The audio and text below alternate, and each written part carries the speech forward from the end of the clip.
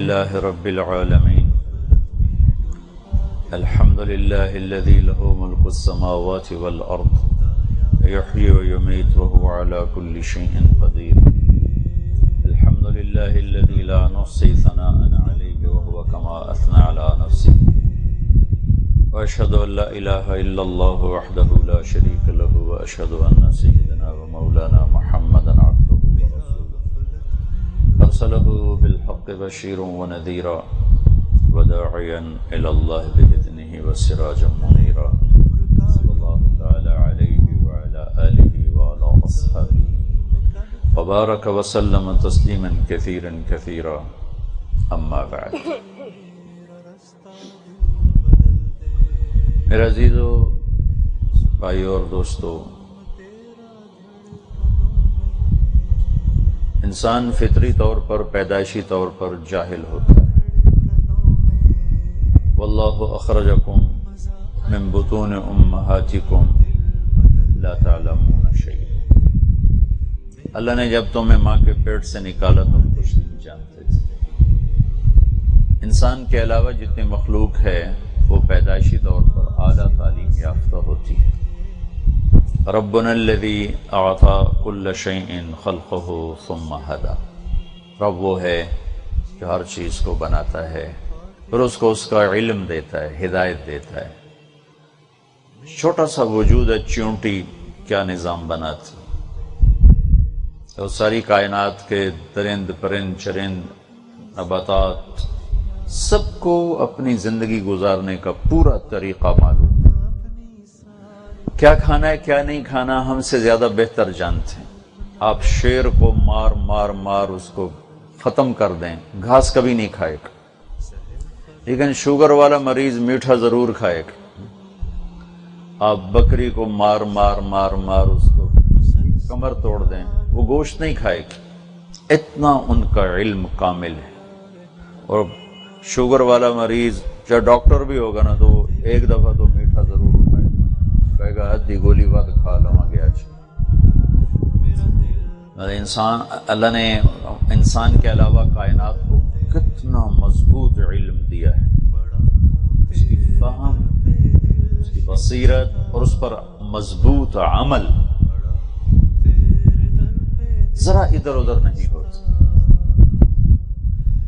اس انسان کی اس جہالت کی وجہ سے اسے اللہ نے علم وحی کا محتاج بنایا.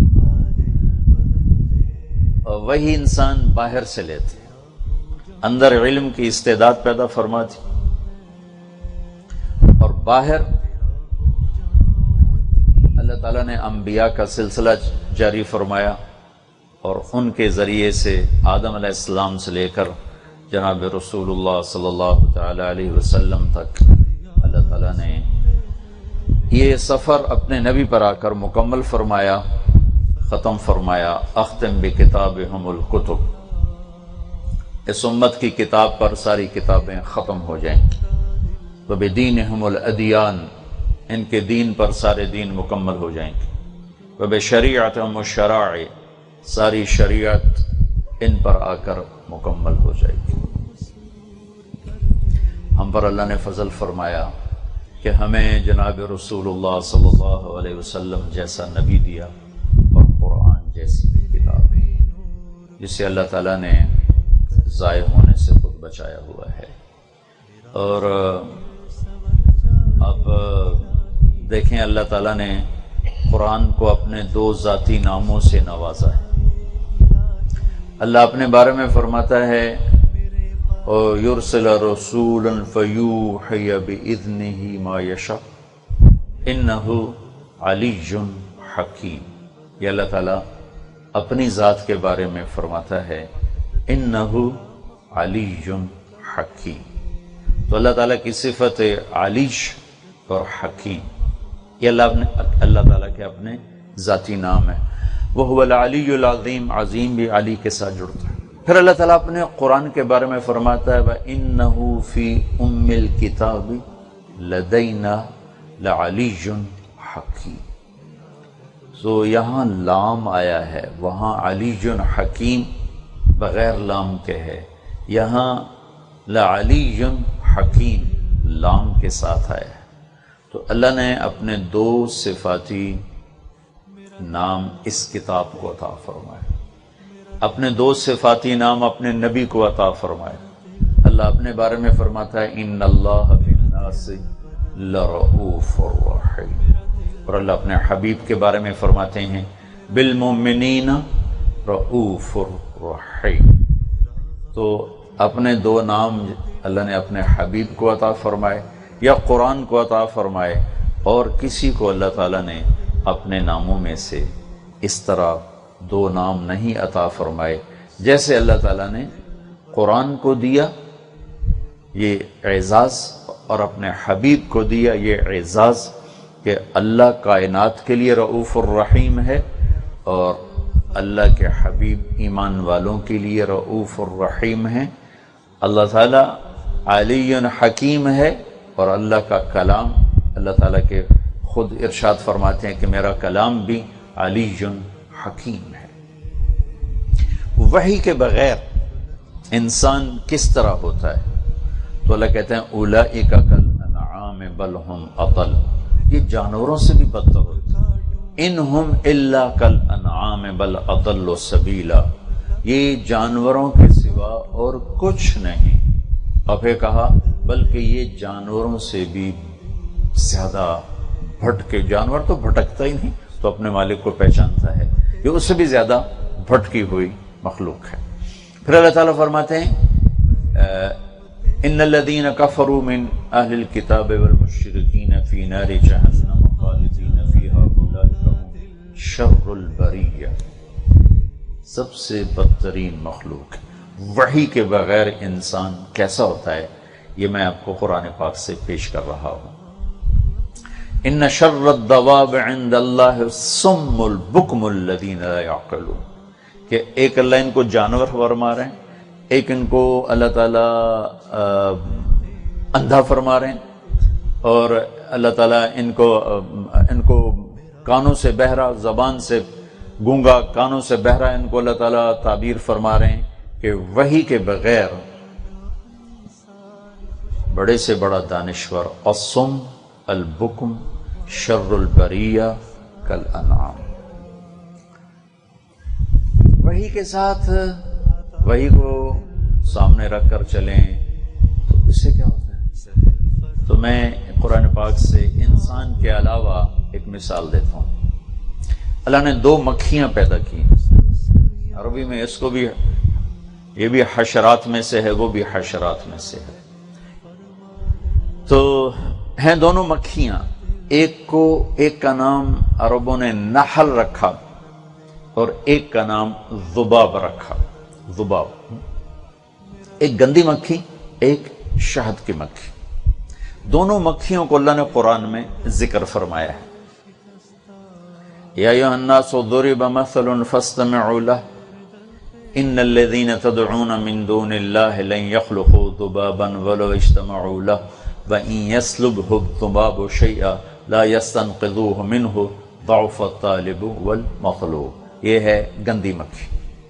جو اللہ تعالیٰ نے شہد کی مکھی بنائی ہے تو اس کے بارے میں اللہ نے کہا وَأَوْحَى رَبُّكَ إِلَى النَّحْلِ أَنِ اتَّخِذِي مِنَ الْجِبَالِ بُيُوتًا وَمِنَ الشَّجَرِ وَمِمَّا يَعْرِشُونَ ثُمَّ كُلِي مِنْ كُلِّ الثَّمَرَاتِ فَاسْلُكِي سُبُلَ رَبِّكِ ذُلُلًا يَخْرُجُ مِنْ بُطُونِهَا شَرَابٌ مُخْتَلِفٌ أَلْوَانُهُ فِيهِ شِفَاءٌ لِلنَّاسِ۔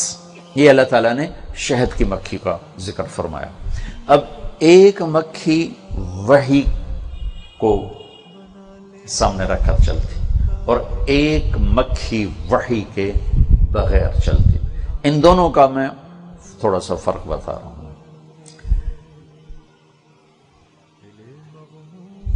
اللہ تعالیٰ نے شہد کی مکھی پر جب وحی اتاری اس نے قبول کر لی کہ ٹھیک ہے یا اللہ جو آپ کہیں گے میں ویسے کروں گا، تو اللہ نے اس میں کیا استعداد پیدا کی کہ آج کتنی ٹیکنالوجی ہے، ساری دنیا کے سائنسدان مل کر ایک قطرہ شہد نہیں بنا سکیں گے، اور ایک چھوٹی سی مکھی ہے اور یہ پھلوں کا رس چوستی ہے تو اس کے اندر ایک تھیلی ہے جس میں جا کر وہ پھلوں کا رس شہد میں تبدیل ہو جاتا.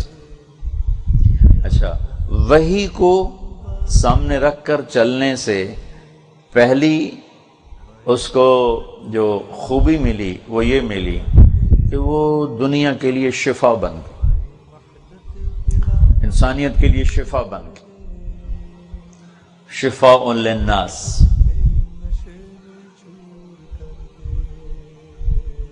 اس کے اندر ایک ایسی چیز پیدا ہوئی، پوری دنیا کے انسان مل کر اس کا ایک قطرہ نہیں بنا سکتے.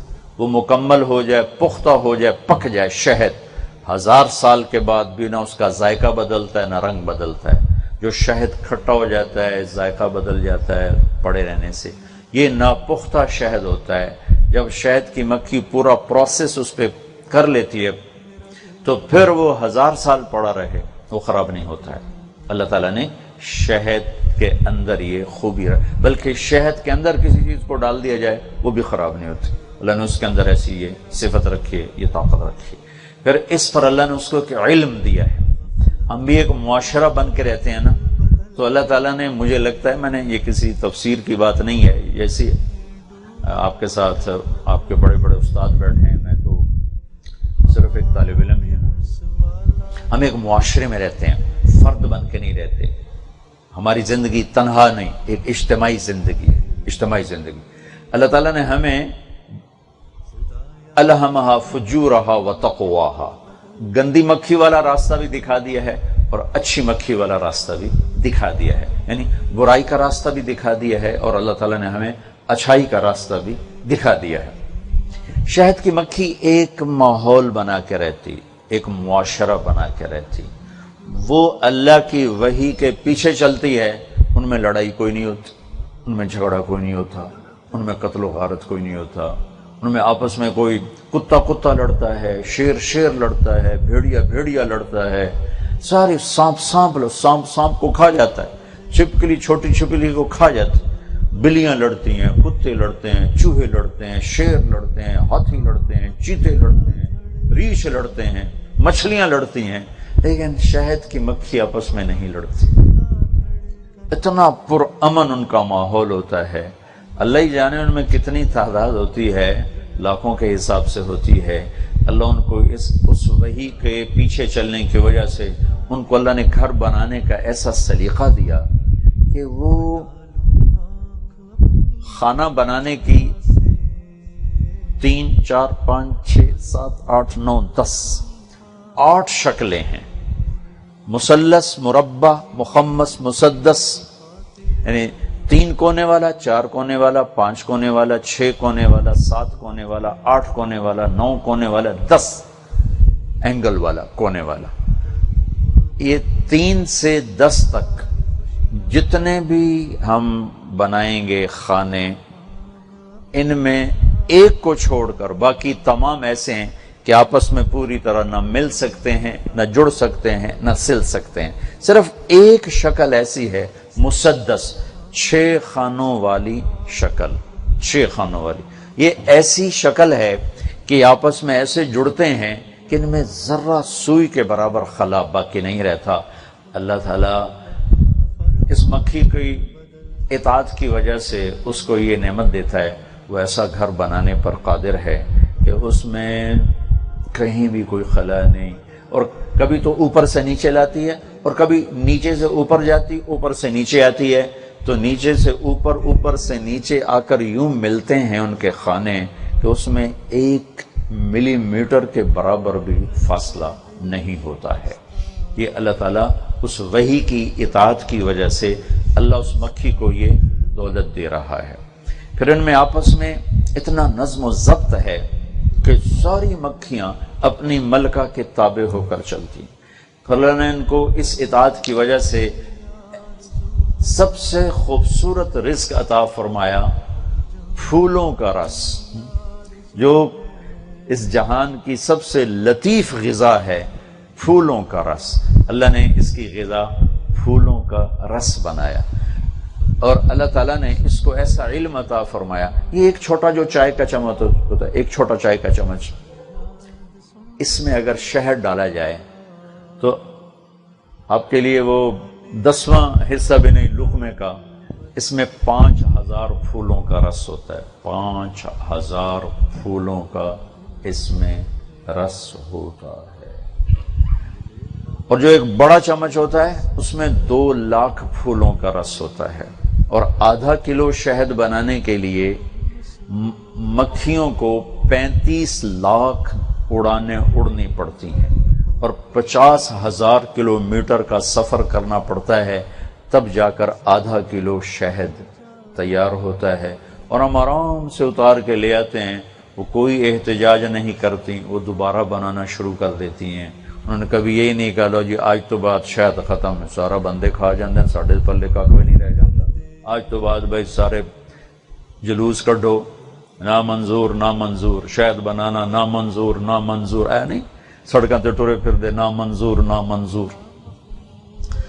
تو اس کے اندر اتنا ایثار اور قربانی کا جذبہ ہے کہ وہ کہتے چلو ٹھیک ہے، میری غذا سے کسی کو فائدہ پہنچتا، میں دوبارہ بنانا شروع کر دوں، میں دوبارہ چلنا شروع کر دوں گی۔ تو اللہ تعالیٰ نے اس کو یہ سلیقہ دیا کہ وہ پھولوں کا رس نکالتی ہے اور اس کو اپنے تھیلے میں آ کر شہد بناتی ہے، پھر واپس لا کر اس کو خانوں میں بھرتی ہے۔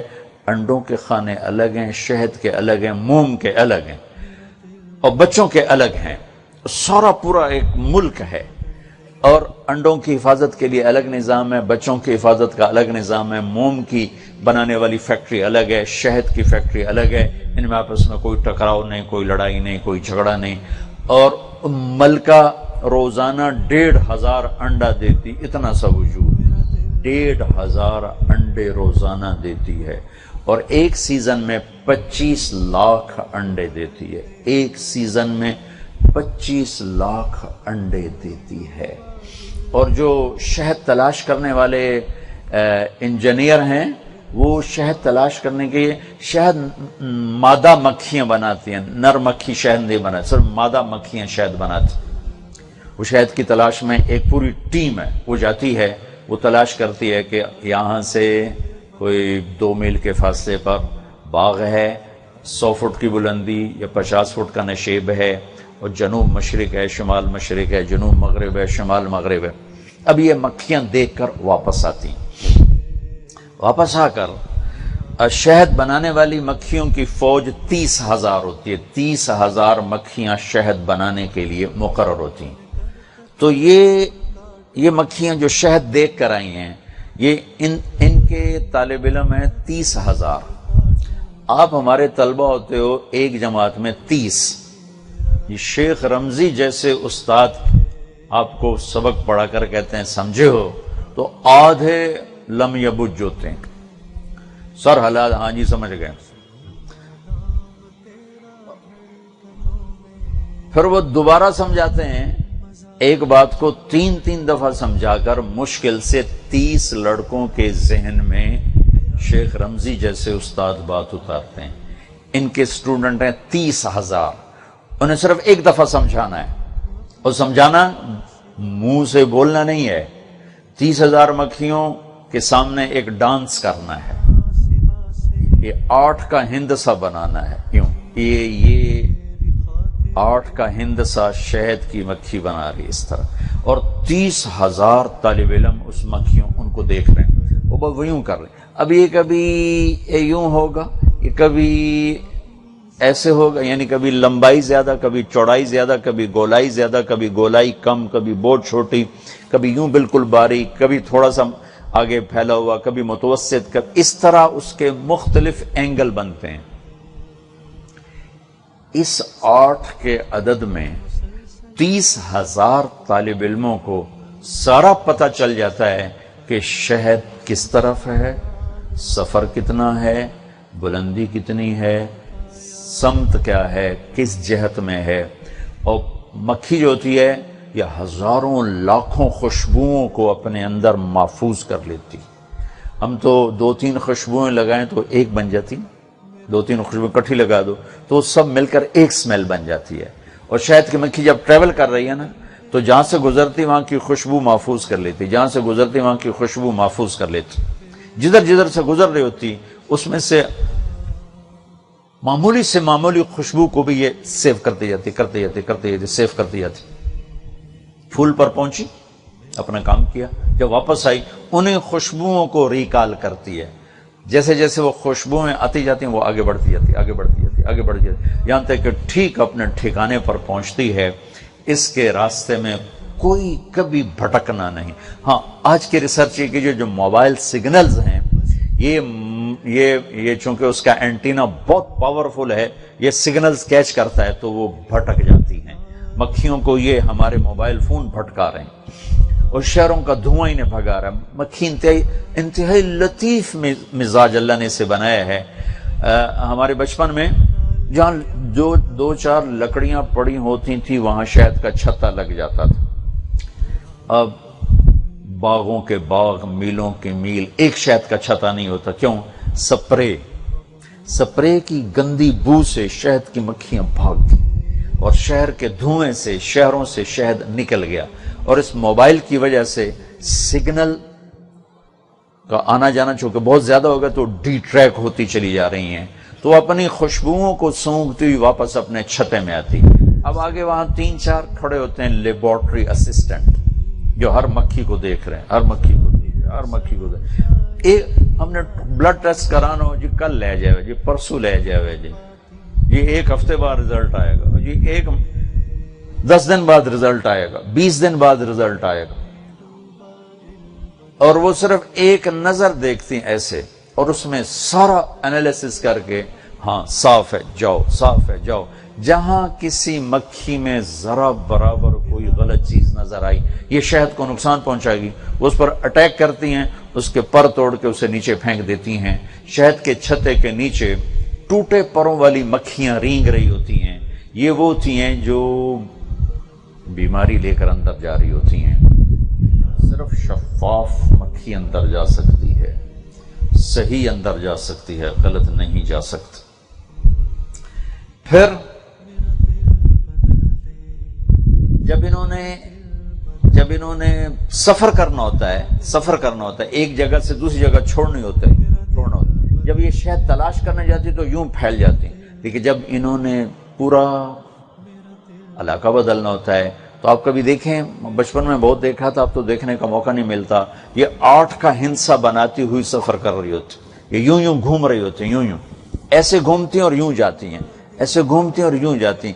اس طرح ان کی فلائنگ نہیں ہوتی جیسے شہد کو تلاش کرنے کے لیے فلائنگ ہوتی، ایسے نہیں، بلکہ یہ یوں جا رہی ہوتی یہ ایسے کیوں جا رہی ہوتی کہ ان کو لیڈ کرنے والے جو انجینئر ہیں وہ یہی اس میں ان کو راستہ بتا رہے ہیں، راستہ تو اسی کے مطابق ٹوسٹ کرتے ہوئے ڈانس کرتے ہوئے جاتے 10 میل چلی جائیں، 50 میل چلی جائیں، 100 میل چلی جائیں، کہیں راستہ نہیں بھٹکتی.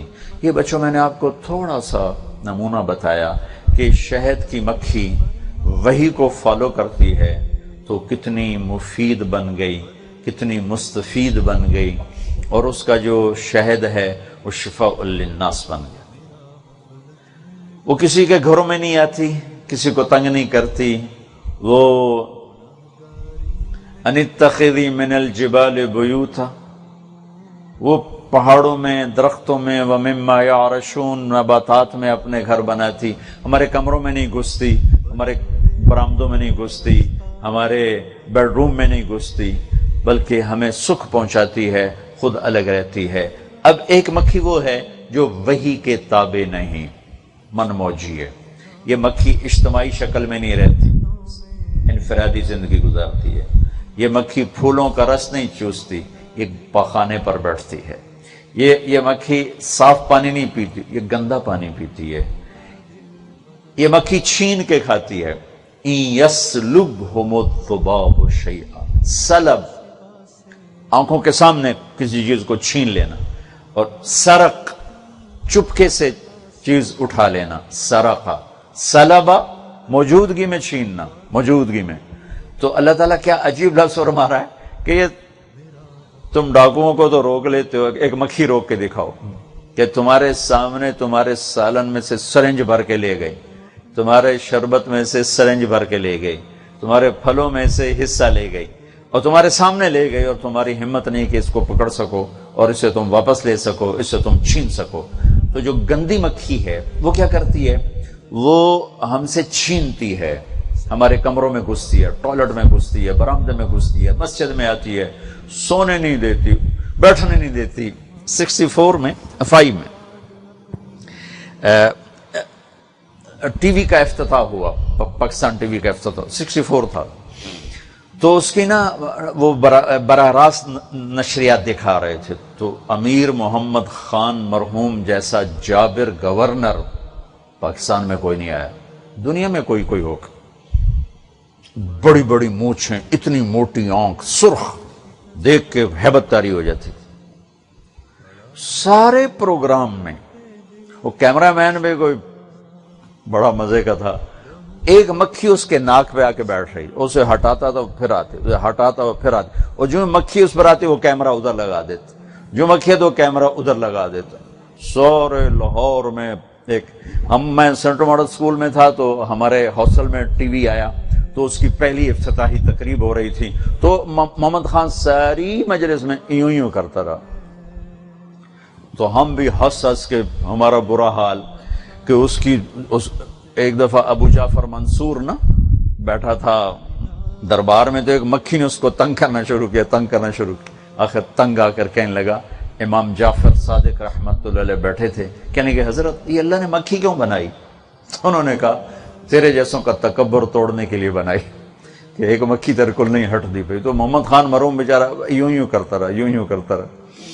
تو 2 مکھیاں ہیں میرے بچوں، ایک گندی مکھی، اس نے وحی کو سامنے نہیں رکھا، تو وہ انفرادی زندگی پہ چلی گئی، وہ گندگی پہ چلی گئی، جہاں زیادہ ہوتی ہے ہم ان کو مارنا شروع کرتے ہیں، بھائی سپرے کرو، ابھی آ رہی ہیں تو ہم سپرے لاؤ، بھائی وہ ایک ایسا ہوتا ہے، وہ مارنے والے سٹک ہوتی ہے، آگے اس کے چوکور بنا ہوتا ہے، تو ٹھا مر رہی، اور شہد کی مکھی کو ہم خود بچا رہے ہوتے ہیں، وہ میں کاٹ کے بھی چلی جائے تو ہم اس کو ہاتھ نہیں لگاتی ہے، شہد دی مکھی کی مارنا، اور جو بیچاری ہمیں آ کے تنگ نہ کرے، ویسے کونے میں مارو سپرے دوتے، وہ وحی کو فالو نہیں کرتی، وہ گندگی پہ پڑتی ہے، وہ انفرادی زندگی گزارتی ہے، وہ مصیبت بنتی ہے، وہ چھین کے کھاتی ہے، وہ چور ڈاکو بنتی ہے۔ یہ میں نے تھوڑا سا آپ کے سامنے 2 رخ پیش کیے ہیں، یہاں سے میں اپنی اگلی بات آپ سے عرض کرنا چاہتا ہوں۔ ایک وہ ہیں جو وحی کو سامنے رکھ کر چلتے ہیں، وہ شہد کی مکھی کی طرح مفید بھی ہوتے ہیں، مستفید بھی ہوتے ہیں، نفع اٹھانے والے بھی ہوتے ہیں، نفع پہنچانے والے بھی ہوتے ہیں۔ ایک وہ ہیں جو گندی مکھی کی طرح وحی سے انکار کر دیتے ہیں اور اپنی مرضی پر چلتے ہیں، وہ گندگی پر گرتے ہیں، وہ خود گندگی کا ڈھیر ہوتے ہیں اور وہ چھین کے کھاتے ہیں، پھر انہیں اسی طرح مار پڑتی ہے جیسے ہم مکھیوں کو مارتے ہیں۔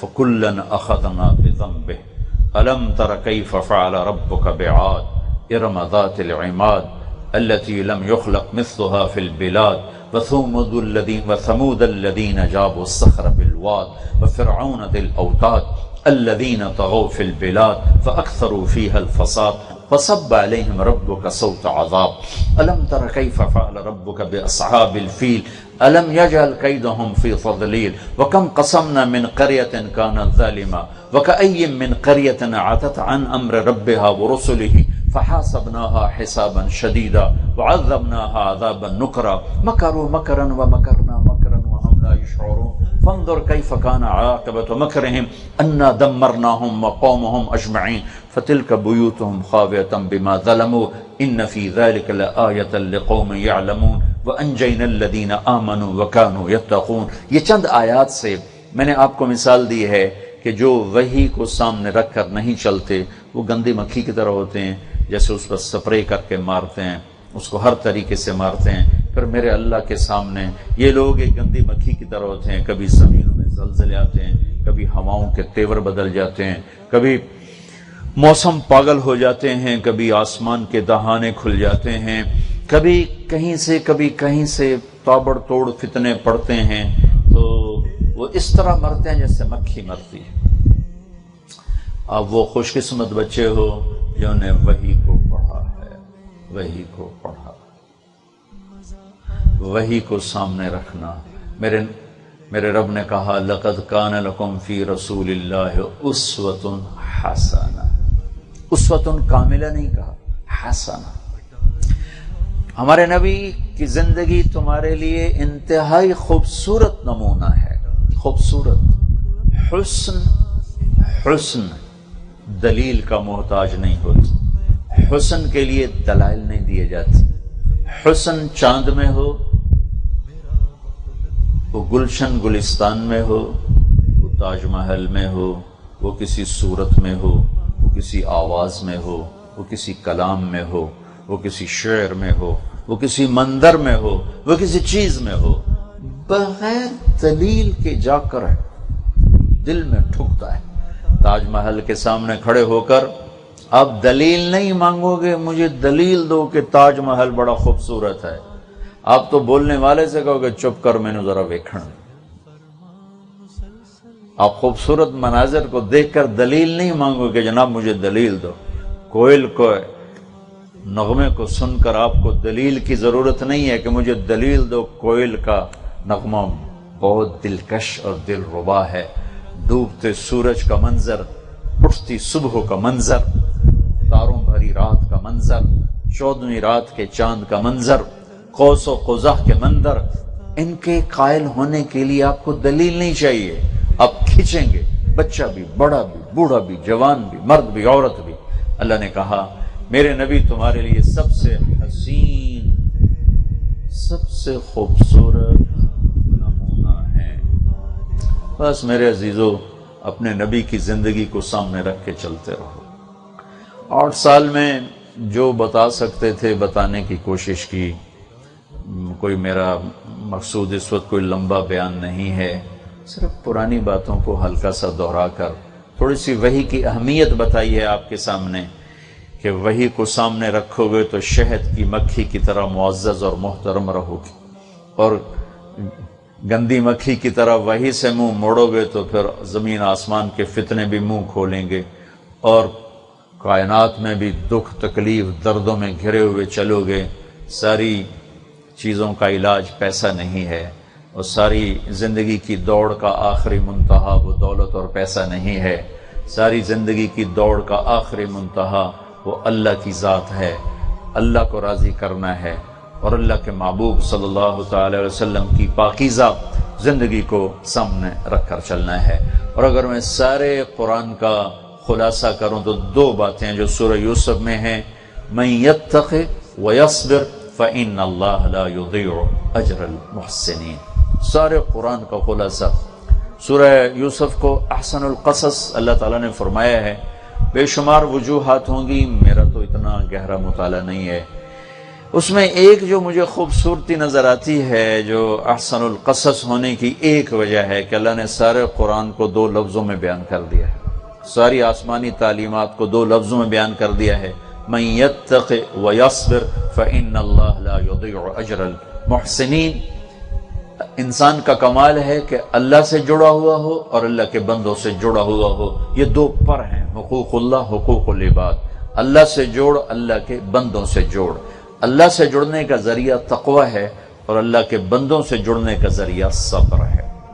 من یتق، اس کے پیچھے زلیخا کے قصہ کی طرف اشارہ ہے، ویصبر، اس کے پیچھے بھائیوں کے قصے کی طرف اشارہ ہے کہ ایک طرف زلیخا کی دعوت چلی اور ایک طرف یوسف علیہ السلام کا تقوی چلا، تو ثابت قدم رہے، تو اللہ تعالیٰ نے ان کے قصے کو انتہائی خوبصورت کہانی بنا کر آپ کے سامنے پیش کیا۔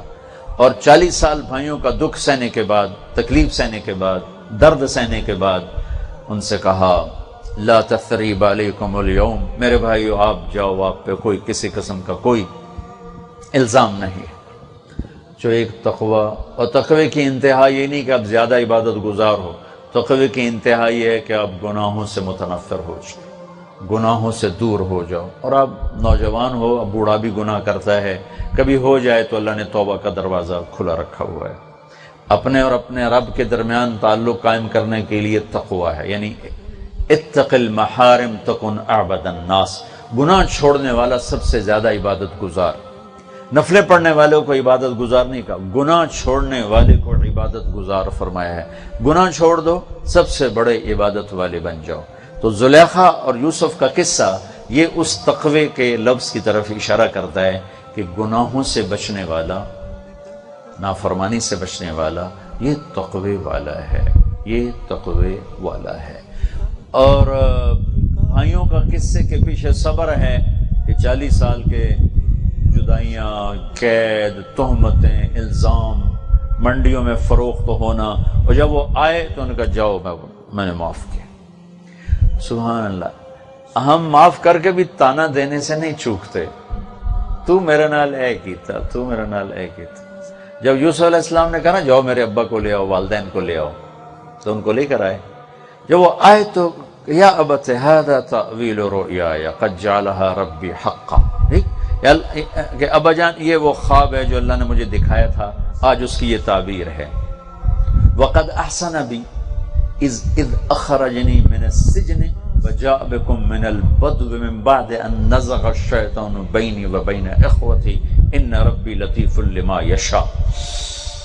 اپنے ابا سے کہا ابا جان اللہ نے کرم کیا، خواب کو سچا کر دیا، اور آپ بھی آ گئے، میرے بھائی بھی آ گئے، اور اللہ نے مجھے جیل سے بھی نکال لیا، پچھلی ساری کہانی کو کٹ کر دیا، جیل سے اپنی کارگزاری سنائی، جیل سے نکالا، گھر سے جو بھائیوں نے نکالا تھا وہ نہیں بتایا، جو کنویں میں پھینکا تھا وہ نہیں بتایا، جو منڈی میں فروخت ہوئے وہ نہیں بتایا، جو الزام لگے وہ نہیں بتایا، جو سارا مکر و فریب بھائیوں نے کیا تھا وہ نہیں بتایا، جیل سے نکلنا بتایا کہ میرے اللہ نے مجھے جیل سے نکالا، آپ کو گھر سے لائے اور ہمیں جمع فرمایا۔ آپ ایک دنیا کے سمندر میں کودنے والے ہیں، اور ہمارے دیس میں کیا پوری دنیا میں منفی رویے بہت زیادہ ہیں، تو منفی چیزوں کا جواب منفی بن کے نہ دینا، مثبت بن کے دینا، گالی کا جواب گالی سے نہ دینا، مناظرے نہ کرنا، تحریکوں کا حصہ نہ بننا۔ تحریکوں نے یہ ملک ہو یا 7 بر اعظم میں کوئی ملک ہو، نقصان زیادہ پہنچائے ہیں، نفع کم پہنچائے ہیں۔ اثمہما اکبر من نفعہما، ہمارے اس ملک کی تاریخ بھی بتاتی ہے، اور میں دین اتنا نہیں پڑھا جتنا میں تاریخ پڑھا ہوں، اور جتنی دنیا اللہ تعالیٰ نے مجھے پھرائی اپنے فضل و کرم سے، دیکھنے اور پڑھنے کے بعد، جب آدمی کچھ پڑھ لکھ لیتا ہے نا تو پھر اس کے اندر اطاعت کا مادہ بہت کم ہو جاتا ہے، وہ خود صاحب بصیرت، صاحب فراست بننے کی کوشش کرتا ہے کہ مجھے کسی کی ضرورت نہیں ہے، میں خود زیرائے ہوں۔ تو کچھ عرصہ آپ ہمارے پاس رہے ہیں، تو دیانتاً آپ سے کہہ رہا ہوں، آپ کو لگام تو نہیں دے سکتے اور نہ آپ کا اب ہاتھ پکڑ سکتے، آپ یہاں سے نکلیں گے تو ہمارا اور آپ کا تعلق ایک کچا دھاگا رہ جائے گا، چاہو تو توڑ دو، چاہو تو باقی رکھو۔ یاد کرنے اور بھلا دینے میں کوئی لمبا فاصلہ نہیں ہوتا ہے، چند قدم بھی نہیں، چند لمحے بھی نہیں، ایک لمحہ ہوتا ہے یاد کرنے اور بھلا دینے کا۔ لیکن ہمارے ذمہ ہے کہ ہم آپ سے دیانتاً وہ کہیں جس کا ہم نفع دیکھتے ہیں۔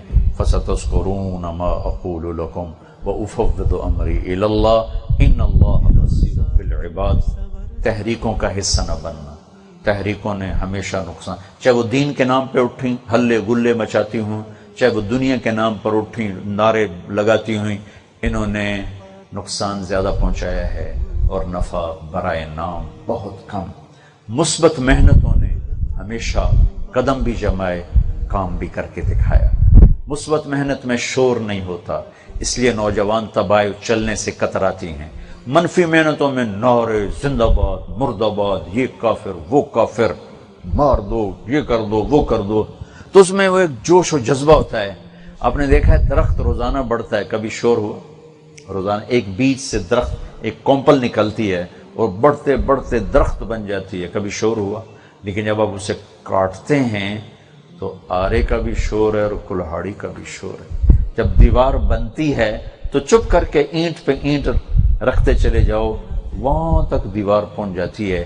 جب اسے گرانا ہو تو ٹھا ٹھا ہتھوڑوں کی ضربیں، کدالوں کی ضربیں، شور ہوتا ہے۔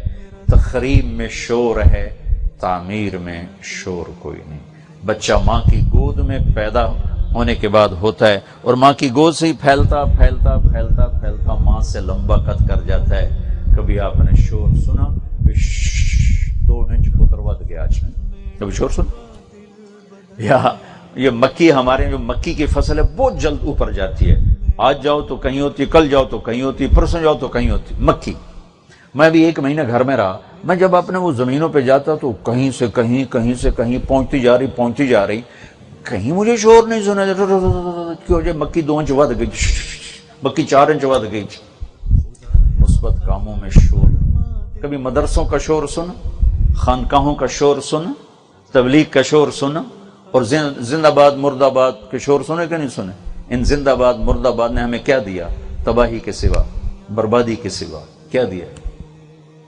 ایک چھوٹا سا مدرسہ سے لے کر وہ ہزاروں طلبہ، میں منظر کبھی بھلا نہیں سکتا۔ ہٹ ہزاری ایک مدرسہ ہے چاٹگام کے پاس، بنگلہ دیش، وہاں کوئی 8,000 طلبہ پڑھتے ہیں۔ پاکستان میں اتنا بڑا مدرسہ میں نے کہیں نہیں دیکھا، ہے ہی کوئی نہیں۔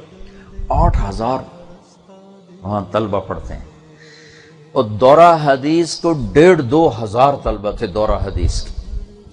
تو جب ہم مدرسے میں داخل ہوئے تو بخاری شریف کا سبق ہو رہا تھا، مولانا محمد شفیع صاحب رحمۃ اللہ علیہ، حضرت مدنی کے شاگرد بھی اور خلیفہ بھی، اب تو پتہ نہیں زندہ ہے کہ نہیں، بہت پرانی بات ہے، بہت ضعیف تھے اس وقت، وہ سبق پڑھا رہے۔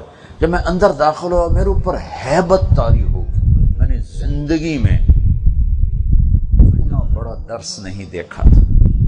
1,500 کتاب کھلی ہوئی، 1,500 طلبہ بیٹھے ہوئے، اور سامنے ایک بزرگ نحیف بیٹھے ہوئے، اتنا بڑا خوب علمی ایک دہشت طاری ہوگی، اور ایک مسرت اور خوشی اور حیرت کے عجیب و غریب جذبات کا میں پیکر بن کے میں کھڑا ہو کے بس دیکھتا رہا، دیکھنے کا میں مزہ لیتا رہا۔ میں نے زندگی میں ایسا منظر کہیں نہیں دیکھا، علمی منظر، علمی، کوئی شور شرابہ نہیں۔ 50 لڑکے سڑک پہ آ کے نعرے لگاتے ہیں تو سارا شہر ہل جاتا ہے، بازار بند ہو جاتے ہیں۔ تو میں آپ سب بچوں کو یہ نصیحت کروں گا، آپ کے سامنے ہیں یہ 3 مثبت کام ہیں دین کے، مدارس، تبلیغ، خانقاہیں۔ کبھی شور سنے؟ کوئی شور، لیکن تحریکوں نے ہمیشہ شور مچایا اور آخر میں جا کے سو گئے، آخر میں جا کے خاموش ہو گئے۔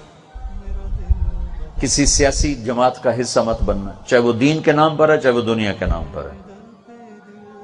جب سیاست میں قدم پڑتا ہے تو دامن آلودہ ہوتا ہی ہے، اور ہم تو پہلے ہی آلودہ دامن ہیں، اور اپنے اوپر چند دھبے داغ لگا لیے تو ہمارے پلے کیا رہے گا؟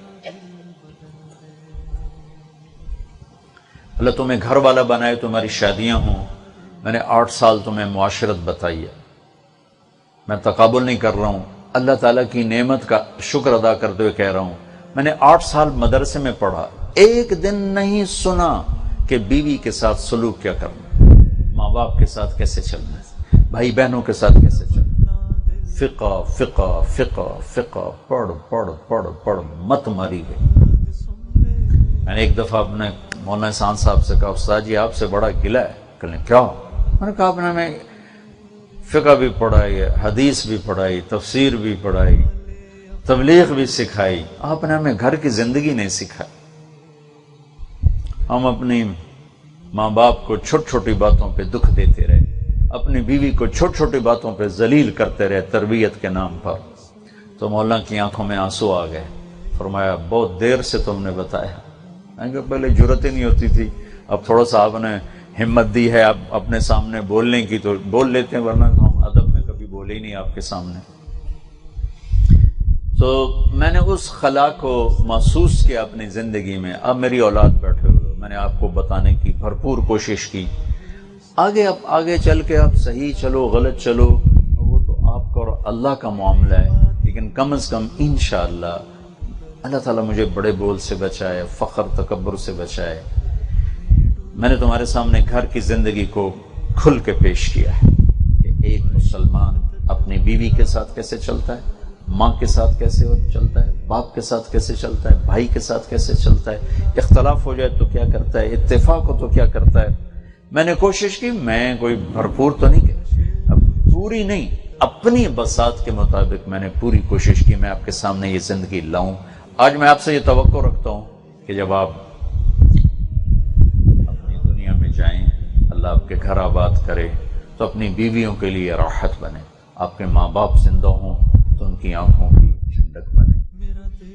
پھر ایک بات دہرا دیتا ہوں کہ ہمارا چونکہ جوائنٹ فیملی سسٹم ہے، ہمارا سسرالی معاشرہ بہت سخت ہے. ظالم بھی کہوں تو میں غلط نہیں کہہ سکتا. ساس کا جبر، سسر کا جبر، خود خامد کا اپنا جبر، پھر دیور اور بھابیاں اور دیورانیاں، جٹھانیاں، ایک عجیب قسم کا ایک مرکب ہے. اگر ہمیں شریعت کا پتہ ہوتا تو یہ بہت اچھا معاشرہ تھا، کیونکہ انسان ایک دوسرے کی مدد سے ہی چلتا ہے. چونکہ شریعت کا نہیں پتہ تو بہت ظلم ہے، بہت زیادتی ہے. تو اپنی بیوی کی حفاظت کرنا اپنی ماں باپ کے ظلم سے، اور ماں باپ کی حفاظت کرنا بیوی کی بدتمیزی سے. بیوی کے عشق میں ماں باپ کو ناراض نہ کر بیٹھنا، اور ماں باپ کے عدم میں بیوی کو ذلیل نہ کر بیٹھنا. اس میں بہت افراط و تفریط ہو رہا ہے. کچھ کہتے ہیں میری ماں ہے، میرا باپ ہے، میں نے نہیں بولنا، تو ظلم برداشت کر. اور کچھ کہتے ہیں میری بیگم ہے، میں انہیں اس کو آئے گا، وہ ماں باپ کو رگڑا دے دیتے ہیں. وَكَانَ بَيْنَ ذَلِكَ قَوَامًا. بچوں، زندگی گاڑی اس کے درمیان چلتی ہے. بیوی کی وجہ سے ماں باپ کو خوار نہ کرو، ماں باپ کی وجہ سے بیوی کو خوار نہ کرو، ذلیل نہ کرو. اسے عزت دینا آپ کے ذمہ ہے. ماں باپ کی خدمت آپ کی بیوی کے ذمہ نہیں، آپ کے ذمہ ہے. آپ کی بیوی آپ کے ماں باپ کی خدمت قبول کرے، آپ اس کا احسان مانو. اس کو ڈنڈے سے نہیں آپ چلا سکتے کہ میرے ماں باپ ہیں. وہ ایک بچی کا آیا پیغام کہ میرا خامن مجھے روز کہتا جا میری اماں نو سلام کر کے آ. خود جا کے اس کا حال بھی نہیں پوچھتا، اور میں نے آتا جا میری ماں نو سلام کر کے آ. میں یہ اس قسم کے نا بہت، چونکہ معاشرت کے احکام کے، ہم تو نماز کے حکام نہیں پوری طرح جانتے، تو معاشرت تو بہت ہی پیچیدہ زندگی ہے. بازار میں جاؤ، اگر آپ میں سے کسی کو بازار پہنچا دے تو وہ مزاربت والوں کو سامنے رکھ کے چلنا کہ وہ ایک عبرت کی مثال بنے ہیں. اور بہت پگڑیاں اچھلی ہیں، اور بہت لوگوں کے گھر برباد ہوئے ہیں. اگر آپ کو معیشت کی مجبوری بازار لے، میرے نزدیک بازار میں بیٹھنا، مدرسے میں بیٹھنا برابر ہے اگر شریعت کو زندہ کیا ہوا ہے. اور آپ کی معاشی تنگی آپ کو بازار لے جاتی ہے، دکان پہ لے جاتی ہے، اسکول لے جاتی ہے، کالج لے جاتی ہے، تو آپ احساس کمتری کا شکار نہ ہو کہ ہم نے تو مدرسے کی روٹیاں حرام کر دیں اور مدرسے کی زندگی ضائع کر دی. علم کا مقصود کوئی پڑھانا نہیں، علم کا مقصود سیکھنا ہے. وہ سیکھنے کے بعد میں مدرسے میں بیٹھوں سب سے اعلیٰ چیز ہے، مسجد میں بیٹھوں بہت اعلیٰ چیز ہے. لیکن میں بازار میں اگر جاتا ہوں تو، اور وہ جو میں نے ہدایہ میں مسئلے پڑھے تھے میں بازار میں زندہ کرتا ہوں. میں سچ بولتا ہوں، میں صحیح تولتا ہوں، میں وعدے سے نہیں پھرتا، میں جھوٹ نہیں بولتا، اور میں ناجائز منافع نہیں لیتا. تو مسجد کا ماحول اور یہ اس دکان کا ماحول اب ایک جیسا ہے. درسگاہ اور دکان اب ایک ہو گئے کہ اگر اس کی دکان میں سچائی ہے، دیانتداری ہے، آنے والے کی خیر خواہی ہے. میں دکھ سے کہہ رہا ہوں، ہمارا تاجر جو ہے نا، گاہک کا فائدہ سوچ کے نہیں بیٹھتا کہ میں گاہک کو نفع پہنچاؤں. اپنا فائدہ سوچ کے بیٹھتا ہے کہ مجھے اس کو کیسے لوٹنا ہے. جریر بن عبداللہ رضی اللہ تعالیٰ عنہ نے اونٹ بیچا 300 درہم کا، پیسے وصول کر لیے. پھر کہنے لگے میرے بھائی یہ سواری کے لیے آپ لے رہے ہو یا ذبح کرنے کے لیے؟ انہوں نے کہا یہ میں سواری کے لیے لے رہا ہوں. کہا بھائی مجھے معاف کرنا، یہ سواری کے قابل نہیں ہے، اس کے پاؤں میں زخم ہے، یہ اپنے پیسے لو اور میرا اونٹ واپس کر دو. پیسے اس کو دے کے اونٹ گھر رکھیے. اپنے نوکر سے فرمایا بازار سے گھوڑا خرید کے لاؤ. وہ 300 درہم کا گھوڑا خرید کر لائے. جریر بن عبداللہ البجلی یمن کے شاہی خاندان کے فرد ہیں. آخری 2 مہینے میں ایمان لائے، چند دن صحبت کے ملے. انہوں نے گھوڑے کو دیکھا تو نوکر مالک کو ساتھ لے کر آیا کہ آؤ میں تمہیں پیسے دلوا دوں. کتنے میں لیا؟ کہا جی 300. انہوں نے گھوڑے کو دیکھا، گھوڑا مہنگا تھا، مالک کو خود نہیں پتا تھا. اب میرا یہ موبائل ہے، میں 300 میں بیچوں یا 3000 میں بیچوں؟ اگر میں 300 پہ راضی ہوں تو عثمانی صاحب کے لیے یہ حلال ہے، کوئی مسئلہ نہیں، لیکن حلال حرام سے اوپر بھی ایک دنیا ہے جسے اخلاق کی دنیا کہتے ہیں، جسے ایثار کی دنیا کہتے ہیں، جسے سخاوت کی دنیا کہتے ہیں، جسے ہمدردی کی دنیا کہتے ہیں۔ ایک وہ جہان ہے جہاں آج کانٹے اگے ہوئے ہیں، جنگل ہی جنگل ہے۔ کہیں گے میاں تجھے 400 دے دوں تیرے گھوڑے کے تو خوش ہو؟ کھائے خوش نہیں ہوگا تو اور کیا ہوگا؟ تو اگر 500 دے دوں کہا پھر میں اور بھی زیادہ خوش ہوں، کہا 600 دے دوں کہا پھر اور زیادہ مزے کی بات، کہا 700 دے دوں کہا جی بالکل اچھی بات، کہا 800 دے دوں تو وہ کہنے لگا حضرت جی اے تسی لینا یا میرے نال ہاسا کیتی جاندے ہو؟ کیونکہ خریدار تو قیمت نہیں بڑھاتا نا، خریدار جناب اور کم کرو جی اور کم کرو۔ کہا بھائی 800 دے دو گھوڑا باندھ دو۔ یہ وہ چلا گیا تو ان کے نوکر نے کہا حضرت میں جو 300 میں سودا کر کے آیا تھا تو یہ 500 کس خوشی میں بڑھائے؟ تو فرمایا میرے دوست اس کو پتہ نہیں تھا، اس کا گھوڑا 800 کا تھا، اگر میں اسے 300 میں رکھ لیتا تو میں نے اللہ کے نبی سے وعدہ کیا تھا ہاتھوں میں ہاتھ دے کر جب تک زندہ رہوں گا مسلمانوں کی خیر خواہی چاہوں۔ 300 کی چیز 800 کی چیز 300 میں رکھنا یہ کوئی خیر خواہی نہ تھی، یہ دھوکہ تھا، اس لیے میں نے 500 اوپر دے دیے۔ اس طرح اگر آپ بازار میں تجارت کرنا چاہتے ہیں تو آپ کا بخاری پڑھانا اور تجارت کرنا میرے نزدیک برابر ہے۔ آپ کسی نوکری میں جاتے ہیں اور مالک کا حق پورا ادا کرتے ہیں۔ ہمارے جو عبداللہ صاحب سے پہلے امیر تھے بشیر صاحب رحمت اللہ علیہ، وہ جی ایم تھے پورے مغربی پاکستان کے ٹیلی فون کے محکمے کی۔ جب وہ آفس میں داخل ہوتے تھے تو تبلیغ کی بات بند فرما دیتے تھے، فرماتے تھے کہ یہ ٹائم کہ میں پیسے لیتا ہوں حکومت سے ٹیلی فون کے لیے، لہذا یہاں ٹیلی فون کے علاوہ اور کوئی بات نہیں ہوگی۔ تو جو ان کا ڈیوٹی ٹائم تھا 8 گھنٹے 6 گھنٹے 5 گھنٹے، اس میں کوئی تبلیغ کی بات نہیں سوائے اپنی ذمہ داری۔ جو ہی دفتر کی دہلیز سے باہر نکلتے کہ بس بھائی دفتر کا ٹائم ختم، اب کوئی فون کی بات نہیں ہوگی، اب صرف تبلیغ کی بات ہوگی۔ اگر اس طرح آپ کسی نوکری میں جاتے ہیں تو آپ کا بخاری پڑھانا اور آپ کا نوکری کرنا میرے خیال میں یہ اللہ کے قرب کا وہ بھی ذریعہ ہے، یہ بھی ذریعہ ہے۔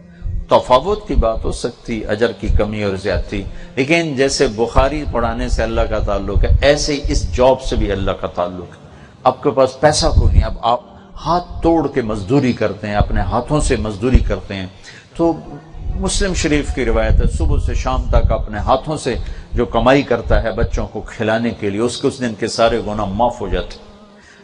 سعد بن معاذ رضی اللہ تعالیٰ عنہ اللہ کے نبی کے سامنے بیٹھے تھے تو آپ کی نظر پڑی ہاتھوں پر نشان تھے سخت سخت، تو آپ نے کہا سعد تیرے ہاتھ ایسے سخت کیوں ہیں؟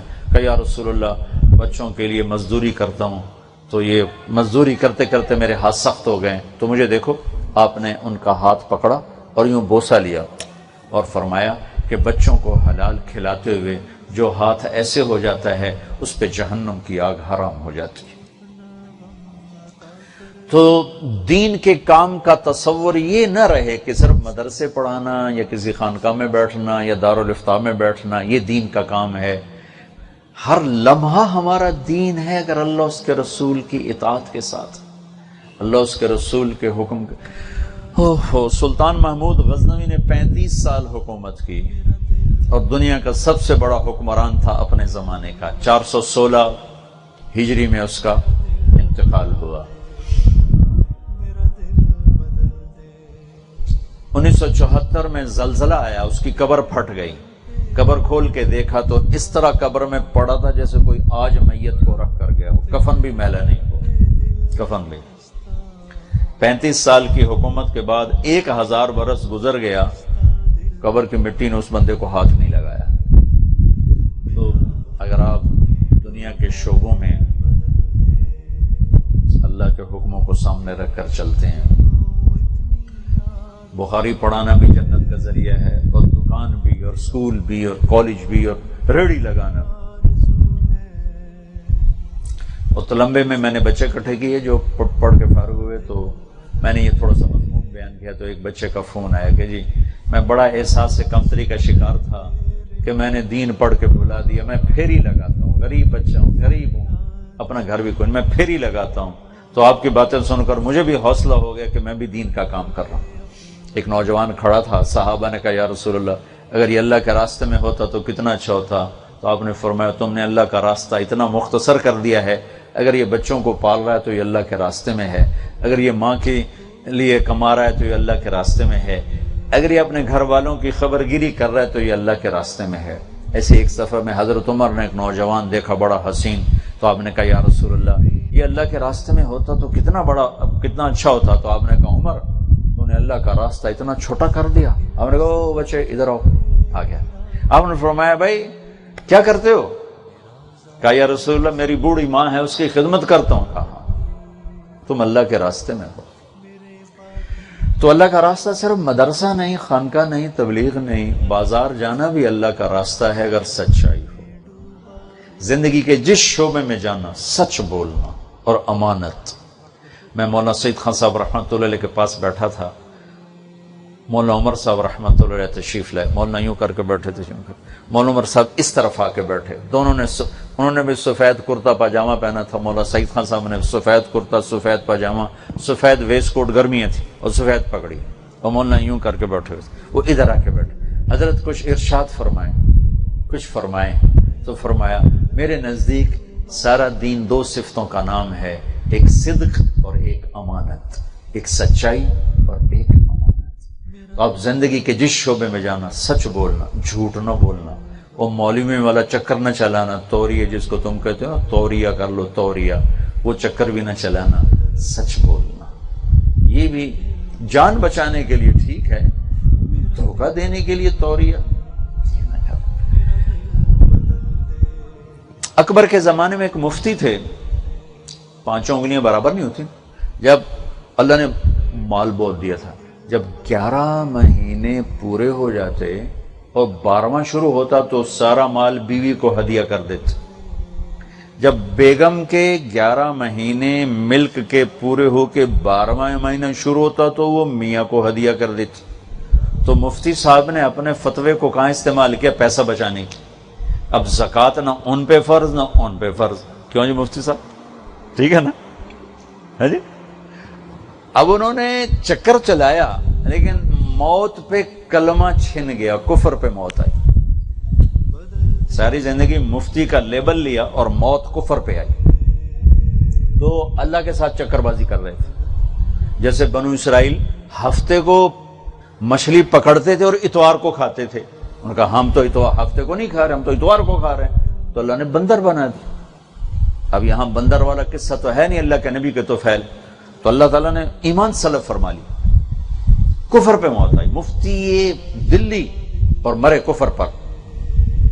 تو توریہ نہ کرنا، اگلے وقت کچھ سمجھے تم کچھ مراد لے رہے ہو، سچ بول، سچائی کے ساتھ اللہ ہے، الصدق ینجی والکذب یہلک، سچ نجات دیتا ہے، جھوٹ ہلاک کرتا ہے۔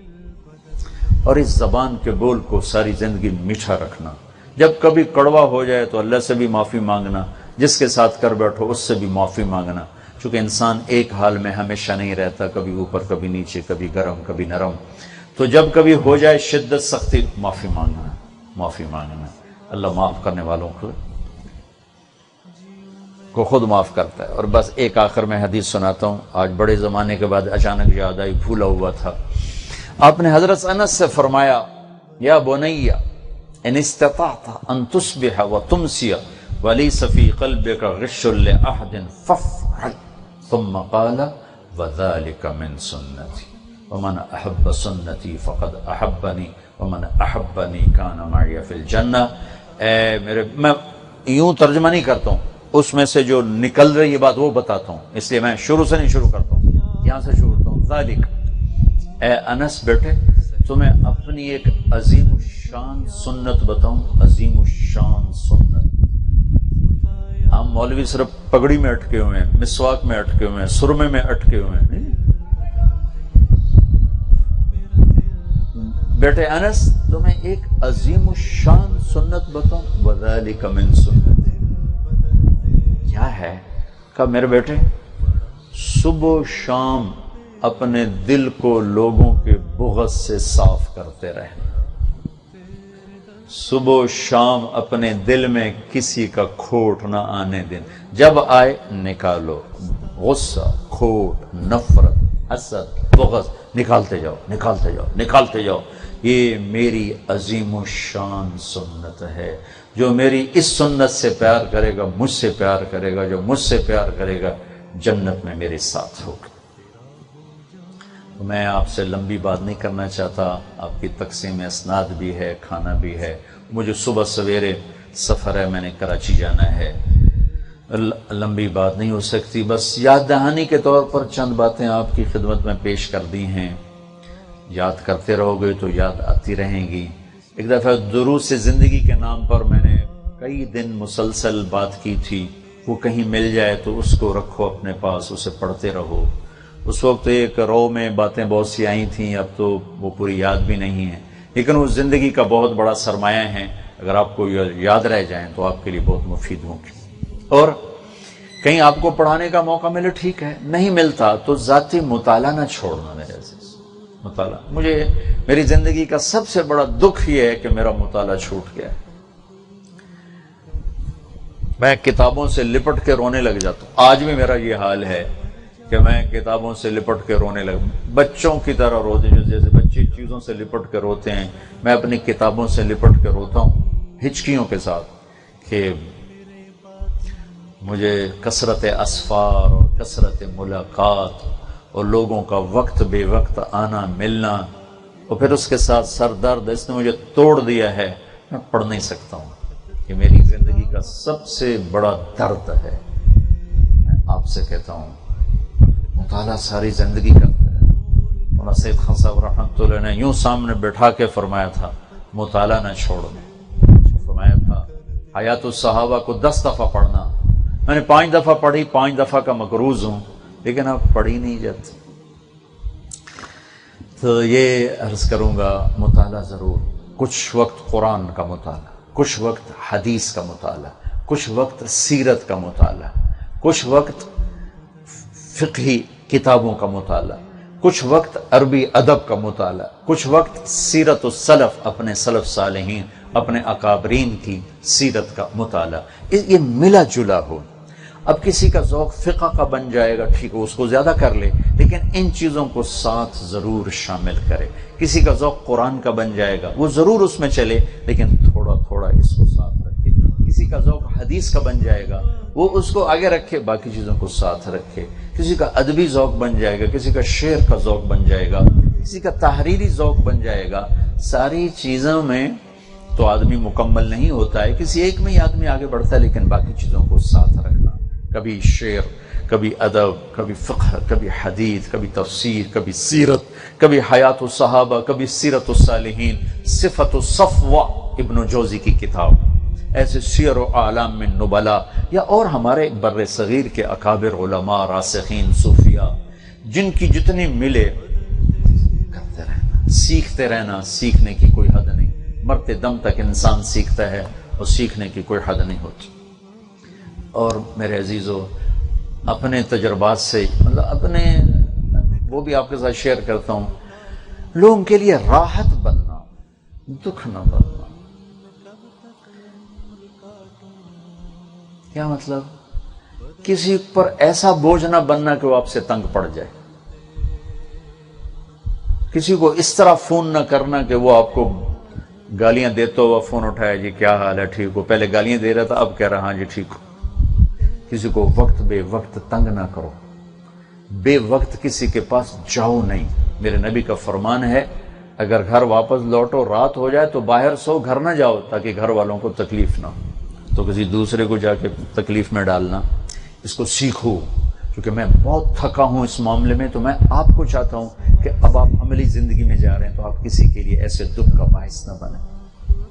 وَإِن قِيلَ لَكُمُ ارْجِعُوا فَارْجِعُوا، دروازے پر پہنچ کر کوئی کہہ دے میں نے نہیں ملنا تو بغیر ناراض ہوئے واپس چلے جاؤ، ٹھیک ہے میرے بھائی کو کوئی مصروفیت ہوگی، لیکن ہم اتنا اس میں غلوف کا شکار، دیکھو جی اسی بوے تے ازانو مل ہی نہیں۔ ایک اور جہالت بڑی، دیکھو جی ایک ہاتھ سے مسافہ کرتا ہے، اتنا متکبر ہے، ایک ہاتھ سے مسافہ کرتا ہے، یعنی کیسی جہالت، بیٹھے بیٹھے ملتا ہے جی، کھڑے ہو کے نہیں ملتا۔ بڑا متکبر آدمی۔ آپ لوگوں کا پاگل پن دیکھو کہ ایک ہاتھ سے مسافہ کرنے کو تکبر کہہ رہے ہیں اور بیٹھ کر ملنے کو تکبر کہہ رہے ہیں۔ کھڑے ہو کر ملنا، دونوں ہاتھوں سے مسافہ کرنا، یہ تواضع ہے اور باقی تکبر ہے۔ یہ جتنے سیاستدان ہیں یہ ہر آدمی کو کھڑے ہو کر ملتے ہیں اور یہ تکبر سے کتنے بھرے ہیں۔ وہ کھڑے ہو کے ملنا ان کی مجبوری ہے، انہیں سردار طفیل کی طرح ووٹ مانگنے، تو اب وہ کھڑے ہو کے مل رہے ہیں تو متواضع ہیں، دونوں ہاتھوں سے مل رہے ہیں تو متواضع ہیں۔ عبداللہ بن مسعود اللہ کے نبی سے مسافہ کر رہے ہیں ایک ہاتھ کے ساتھ، اللہ کے نبی کے ساتھ ایک ہاتھ کے ساتھ مسافہ کر رہے ہیں۔ اللہ کے نبی دونوں ہاتھوں سے کر رہے ہیں اور ابن مسعود ایک ہاتھ سے کر رہے ہیں۔ تو ایک ہاتھ سے کرنا کوئی تکبر نہیں اور دونوں ہاتھ سے کرنا کوئی تواضع نہیں، کھڑے ہو کے ملنا کوئی تواضع نہیں اور بیٹھے بیٹھے ملنا کوئی تکبر نہیں۔ یہ تم لوگ یہ باتیں کرتے ہو، اس لیے کہہ رہا ہوں۔ وہ تو یہ 4 انگلیاں ملاتا ہے، صرف 4 انگلیاں، بڑے آدمیوں سے ہاتھ پورا ملاتا ہے، باقی تو 4 انگلیاں ملاتا ہے۔ یہ وہ جہالت ہے جو عوام و خواص سب میں پائی جاتی۔